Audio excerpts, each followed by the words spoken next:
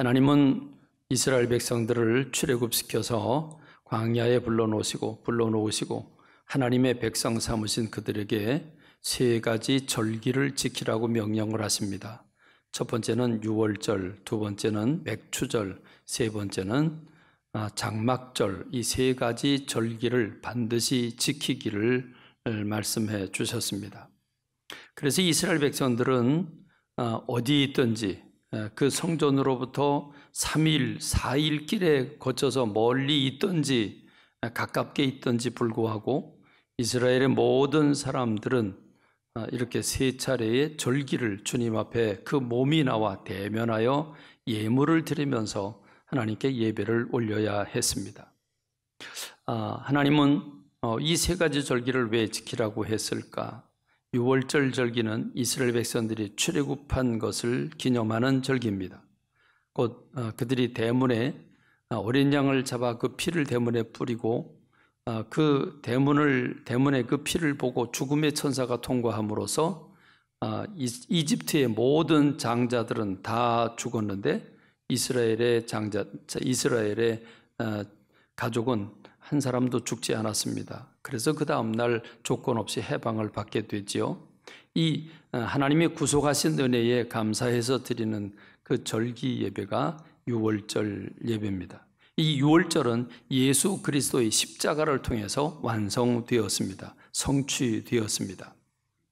그리고 두 번째 맥추절은 봄에 먹을 것이 없어서 힘들어하던 그 보릿고개가 끝나는 바로 보리 한 단을 베어서 하나님 앞에 높이 흔들어 보여드리는 이삭 한 단을 드리는 맥추절의 시작을 비롯해서 그로부터 7주를 헤아려 77이 49일이 지난 그 다음 오순절날 이제 모든 봄 농사, 보리 농사를 다 추수를 다 거두고 하나님 앞에 영광과 찬양을 올려드린 절기가 그게 바로 맥추절입니다. 그래서 맥추절은 두 가지입니다. 보리 한 단을 드리는 그 맥추절의 시작, 그리고 50일이 지나서 49일이 지나서 50일째 되는 날 그 추수감사로 하나님 앞에 영광 돌려드리는 두 가지입니다. 그러면 유월절이 예수 그리스도의 십자가를 통해서 구속으로 완성되었다고 한다면 그러면 맥추절은 어떻게 성취되고 완성되었을까요? 그 보리 한 단을 드리는 바로 그날은 예수님이 십자가에서 죽으시고 안식일이 지난 그 다음 날 3일 만에 주님이 부활하신 날, 그날이 맥추절 한 단을 드리는 날입니다. 바로 예수님은 잠자는 자들의 첫 열매가 되신 부활절을 통해서 맥추절에 그 한 단을 드리는 그 절기가 완성이 됩니다. 그리고 그 맥추절은 이제 49일이 지난 50일째 오순절 절기를 지키는 것인데 그 예수님이 십자가에 죽으시고 부활하신 다음에 40일 동안 제자들과 함께 계시면서 하나님 나라의 일에 관해서 말씀해 주셨고 그리고 하늘로 승천하시면서 하나님께서 약속하신 것을 기다리라, 성령 받기를 기다리라고 말씀을 하시고 제자들이 오순절 그 다락방에서 열흘 동안 기다리다가 오순절날 곧 구약시대의 1500년 동안 추수감사, 다시 말하면 맥추, 보리 농사를 다 맞춰놓고 하나님 앞에 기뻐서 감사하며 예배를 드리던 바로 그날, 그 오순절 절기를 지키는 그날, 오순절날 그 다락방에 성령님께서 임하심으로 말미암아 맥추절은 이렇게 부활절로 성령 강림절로 완성되게 됩니다.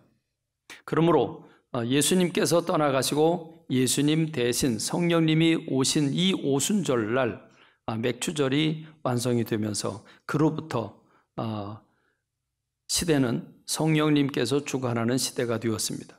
그 오순절날 다락방에 성령님이 임하심으로 말미암아 성령 받은 제자들을 통해서 전도가 되고 그 전도를 통해서 3,000명, 5,000명이 회개하고 돌아오고 그래서 예루살렘 교회가 세워지고 그 교회는 성령님에 의해서 강력한 지원을 받아 교회가 부흥을 하고 그 복음은 이렇게 서진해서 태평양을 건너고 대한민국 땅에 도착하게 되고, 오늘 대한민국에 약 3만여 명의 선교사님들을 통해서 세계 각지 모든 나라, 모든 족속들에게 가서 복음을 전하는 나라들이 이 복음을 전하는 나라가 되게 되었습니다.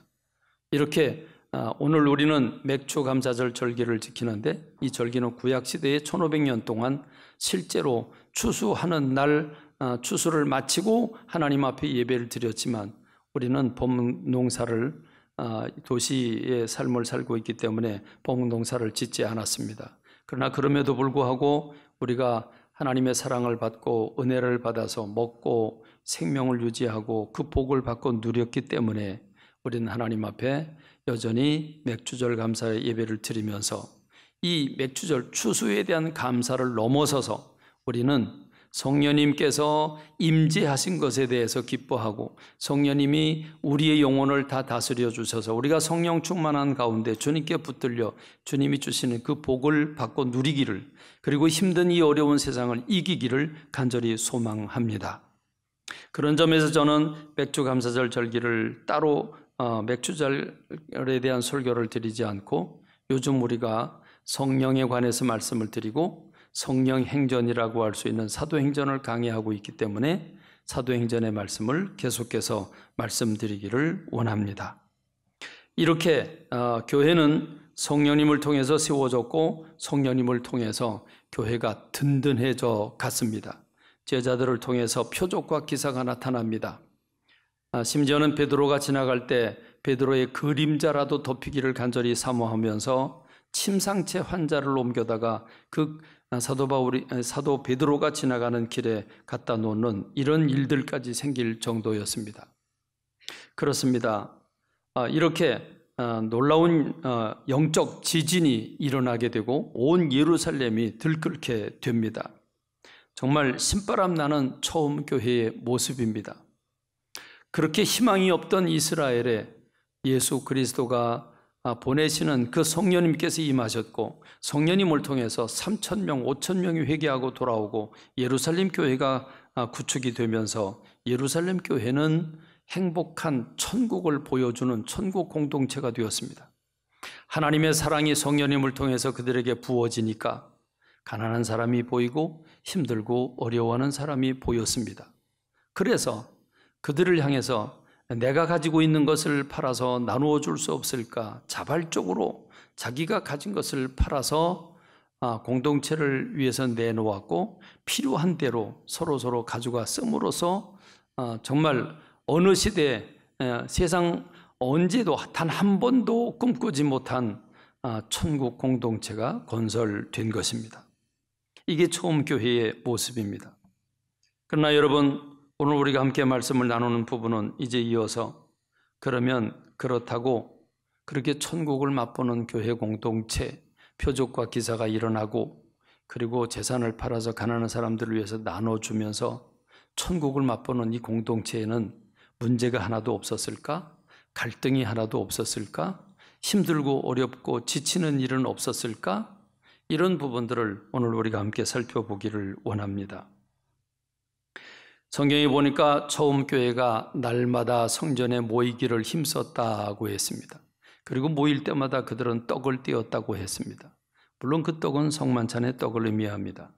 그리고 그들은 각 가정 예배를 드리면서 가정에서 모임을 갖는데, 그 모임에서 그들은 순전한 마음으로 음식을 먹었다, 우리말로 말하면 밥을 먹었다, 그렇게 표현하고 있습니다.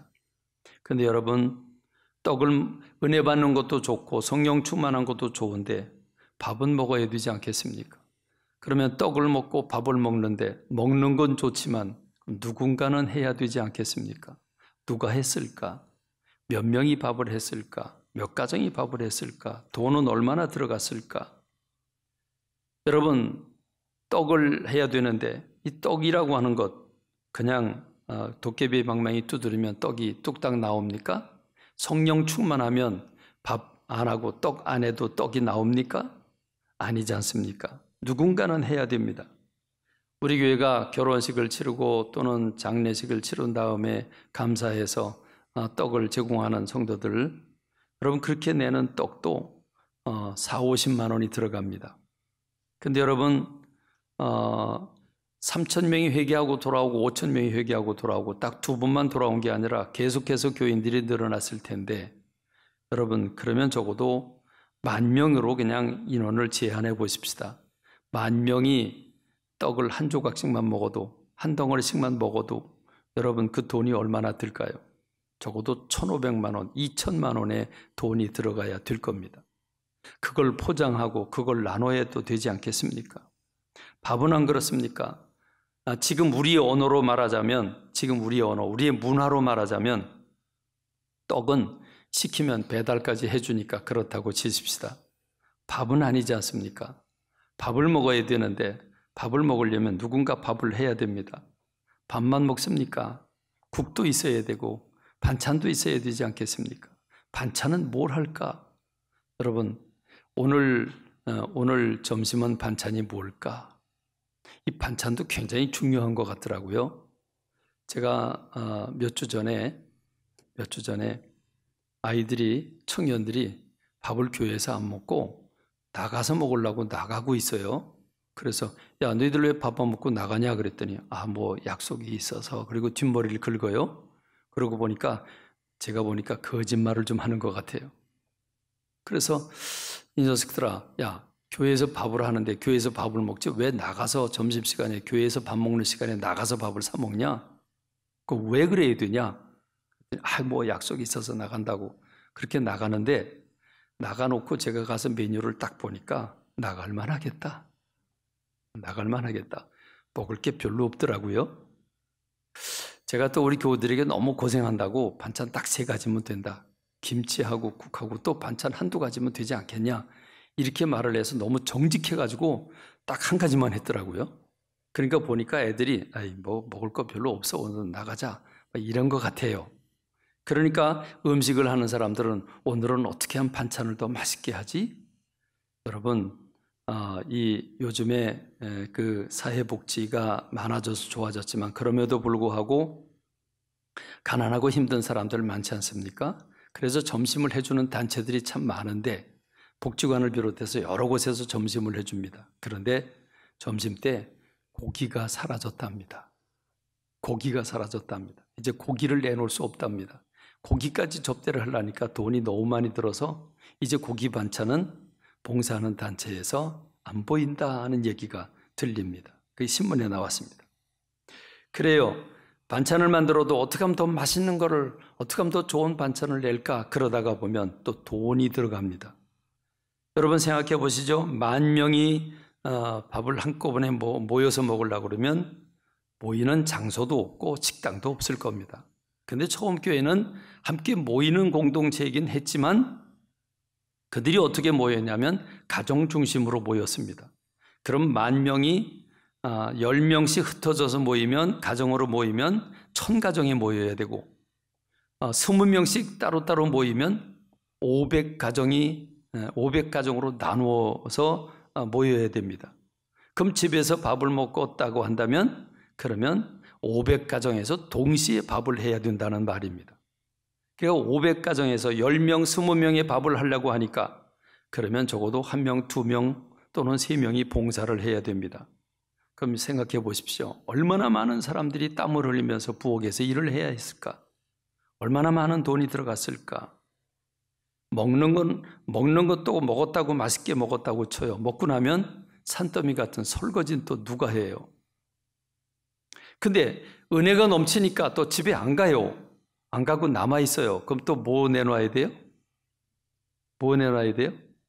커피 내놔야 되잖아요. 또 커피 끓여내야 돼요. 근데 커피만 내와요? 과자도 내오고 과일도 내와야 되잖아요. 여러분 이게 쉬운 일이 아닌 겁니다. 처음 교회니까 성령이 충만하고 표적과 계사가 일어나니까 모든 게 또 도깨비 방망이 두드리듯이 뚝딱뚝딱 된 게 아니란 얘기죠. 그럼 여러분 이렇게 봉사하다가 보면 허리도 아프고, 그렇죠? 땀도 나고, 그리고 지치게 되고, 또 사고도 생길 수 있는 게 그게 봉사하는 부분의 모습입니다. 그러니 어떻게 됐을까요? 그래서 우리가 첫 번째 생각해 보는 것은 처음 교회가 구제하는 일로 갈등이 생기게 되었다고 하는 겁니다. 성령이 충만한 처음 교회도 갈등이 있었다라고 하는 겁니다. 성령이 충만했지만 그럼에도 불구하고 사람들이 모이는 곳에는 욕심이라는 게 들어가게 되고 은혜도 있지만 또 사탄도 역사하고 그러다 보면 거기에 갈등이 생기는 일들이 생기게 됐습니다. 자, 사도행전 6장 1절에 보니까 그때 제자가 더 많아졌는데 헬라파 유대인들이 자기의 과부들이 매일의 구제에 빠짐으로 히브리파 사람을 원망하니 이렇게 말씀해 주고 있습니다. 심상치 않죠. 없으면 파가 나와요. 파. 그렇죠? 우리 진보, 보수 이러는 것처럼 파가 나오네요. 히브리파가 나오고 헬라파가 나옵니다. 그럼 히브리파는 뭐고 헬라파는 뭘까? 헬라파 사람이라고 하는 건, 헬라라고 하는 것은 이방을 통칭하는 말입니다. 이스라엘이 아닌 다른 나라들을 통칭했는데 왜냐하면 그들은 모두 헬라어를 사용했기 때문입니다. 로마, 그리스가 세계를 지배하면서 언어가, 통용어가 헬라어입니다. 여러분 신약 성경이 놀랍게도 히브리어로 기록되지 않고 아람어로 기록되지 않고 이 신약 성경에 헬라어로 기록됐다는 사실을 아십니까? 여러분 이게 유대인들이 이 은혜를 받았고 유대인들이 성경을 기록한 아람어로 또는 히브리어로 기록됐어야 되는데 헬라어로 기록됐다는 건 하나님의 큰 은혜입니다. 헬라어로 기록됐기 때문에 당시 중세 중동에 있는 모든 나라들과 세계 모든 사람들이 다 성경을 읽을 수 있었던 사실입니다. 놀라운 일이죠. 그런데 이렇게 이스라엘이 아닌 다른 나라에서 사용하는 언어가 헬라였는데, 그러니까 유대인인데 출신은 유대인입니다. 유대인인데 외국에서 살다가 헬라어를 사용하고 그들이 예루살렘에 왔다가 예루살렘에 이사로 와서 예루살렘에 머물러 사는 사람들을 가리켜서 헬라파 유대인이라고 부릅니다. 그럼 히브리파 유대인은 누굴까요? 답이 보이죠? 히브리파 유대인은 아주 이스라엘에서 태어나서 이스라엘에서 자라나서 그 유대의 문화를 가지고 살아가는 사람들을 가리켜서 히브리파 유대인이라고 말합니다. 그러니까 외국에 물을 먹고 온 사람들을 헬라파 유대인이라고 말하고 이 본토 이스라엘에서 태어나서 이스라엘에 살았던 사람들을 히브리파 유대인이라고 부른다. 그럼 이 두 사이에 간격이 없을까요? 외국 물을 먹고 외국의 영향을 받고 들어온 사람들과 아예 이스라엘에 자라난 사람 본토박이들과는 아마 뭔가 여러 가지로 그들에게 부딪힘이 있었을 것입니다. 그래서 히브리파 유대인들이 헬라파 유대인들을 못마땅해 하는 눈치들이 있습니다. 성령을 받았지만 그럼에도 불구하고 베드로와 예루살렘 교인들이 이방인에게 전도하는 것, 이방 사람들을 만나는 것을 죄로 여기던 그런 시대, 그런 문화입니다. 그런 문화에 본토 사람들과 본토를 떠나지 않은 사람들과 외국 물을 먹고 온 사람들과 여기에 갈등이 생길 수밖에 없었던 거죠. 그러다 보니까 괜히 본토배기 출신들이 외국에서 들어온 유대인들을 슬쩍 미워하기도 하고 이렇게 등한시하기도 하고 그러더니 의도적으로 헬라파 유대인들의 과부, 가난하고 힘든 사람들의 구제에서 명단을 빼버린 겁니다. 안 준 겁니다. 그리고 히브리파 유대인들을 어려워하는 사람들에게만 준 겁니다. 그러니 갈등이 생기지 않을 수가 없죠. 그렇습니다. 성령 충만 받아도 어려움이 있고 갈등이 있고 다툼이 있구나 하는 것을 우리가 처음 교회를 통해서 발견하게 됩니다. 자, 그러니 제자들이 보니까 큰일 났습니다. 짧은 시간에 많은 사람들이 몰려들어왔고 몰려드는 사람들 모두를 다 만족시키기가 쉽지 않잖아요. 표적과 기사가 일어나지만 그들 한 사람 한 사람 인격체이기 때문에 서운한 것도 있을 수 있고 갈등도 있을 수 있는데 그러니까 그 사람들을 관계도 잘해야 되고 그들이 서운하지 않게 해야 되고 그들이 모두 기쁨으로 가득 차게 만들려 주려고 하니까 12제자들이 몸이 하나인데 어떻게 다 감당하겠습니까? 너무 힘든 거죠. 이렇게 힘든 과정에 갈등이 생겼습니다. 헬라파와 히브리파 이 유대인들이 둘이 아주 극명하게 나뉘어지게 되는데 잘못하면 교회가 두 쪽으로 나누게 생겼습니다. 그래서 비상을 걸죠. 제자들이 이렇게 얘기를 합니다. 다 불러 모아놓고 얘기합니다. 12사도가 모든 제자를 불러 이르되 우리가 하나님의 말씀을 제쳐놓고 접대를 일삼는 것이 마땅치 아니하니 형제들아 너희 가운데서 성령과 지혜가 충만하여 칭찬받는 사람 7을 택하라. 우리가 이 일을 그들에게 맡기고 우리는 오로지 기도하는 일과 말씀 사역에 힘쓰리라. 이렇게 제안을 하게 됩니다. 제자들이 이 접대하는 것까지도 구제하는 것까지도 다 제자들의 손에서 하다가 보니까 이런 갈등의 문제가 생겨났습니다. 그래서 제자들이 이 7 집사를 뽑아서 이 집사들을 통해서 이런 일들을 나누어서 일을 하게 하자 해서 직분제도가 생겨나게 됩니다. 그래서 처음 교회가 최초로 7 집사가 세워지게 됩니다.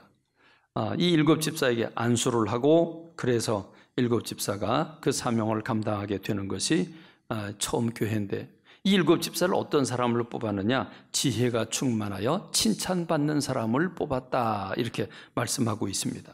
이렇게 처음 교회도 어려운 일이 생겼습니다. 그렇지만 사도들이 지혜로 일꾼들을 세움으로써 그 일꾼들과 어려운 일을 나누어서 함으로써 교회가 든든해지게 되는데 그 7명은 그렇습니다. 스데반, 빌립, 브로고로, 니가노로, 디몬, 바메나 또 니골라라고 하는 이 7명의 집사를 뽑아서 이들을 통해서 교회가 더 부흥되게 됩니다. 사도행전 6장 7절은 이렇게 얘기를 하죠. 하나님의 말씀이 점점 왕성하여 예루살렘에 있는 제자의 수가 더 심히 많아지고 허다한 제사장의 무리도 이 도에 복종하니라. 우리 교회도 장로님들과 권사님들 또 집사님들 그리고 선교회와 목장 여러 구조가 있습니다. 이렇게 여러 조직들이 여러 일꾼들이 성령 충만해서 지혜와 성령이 충만하고 그래서 여러분을 이 일꾼들을 통해서 우리 교회가 점점 부흥하고 심히 많아지는 역사가 있게 되기를 간절히 소망합니다. 할렐루야. 오늘 우리는 코로나19로 인하여 만신창이가 되었습니다. 예배에 다 참여하지도 못하고 예배에 대한 개념도 변질되었습니다. 많은 목장이 아직도 모이지 못해서 쩔쩔매고 있습니다. 선교회와 부서들의 모임이 너무 힘들어 아직도 다 모이지 못하고 있습니다. 다음 세대 우리 젊은이들은 더욱더 머리카락이 보일까 봐 꼭꼭 숨어 있습니다. 가슴 아픈 일입니다. 그러나 여러분 이렇게 어마어마한 박해가 도래했지만 성령 충만한 그 평신도들을 통해서 복음이 온 유대로 정말 증오하던 사마리아에까지 복음을 전하게 되고 땅끝까지 복음을 전하게 되는 일이 시작된 것처럼 오늘 우리들에게도 코로나19라고 한 경험해보지 못한 이 아픔이 우리에게 있지만 그러나 오늘 우리가 성령 충만함으로 말미암아 이 성령의 충만함이 코로나19를 뛰어넘고 신앙을 고백하고 우리가 가는 곳마다 복음의 전도의 역사가 일어나길 간절히 소망합니다. 할렐루야, 할렐루야. 성령님께 붙들린 오늘 우리 광염교회 교우들을 통해서 여러분이 선후배를 만나고 이웃들을 만나고 직장 또 동료들을 만나고 여러분 일가 친척들을 만날 때 여러분 성령 충만하여 복음 전도하는 여러분들이 되시기를 주님의 이름으로 축원합니다. 축원합니다. 여러분을 통해서 표적과 기사가 일어나길 원합니다. 여러분이 손 얹고 기도할 때 질병들이 떠나가고 여러분들이 대화를 나눌 때 근심 걱정들이 물러가고 문제가 해결된 역사가 있기를 주 예수 그리스도의 이름으로 축원합니다. 축원합니다.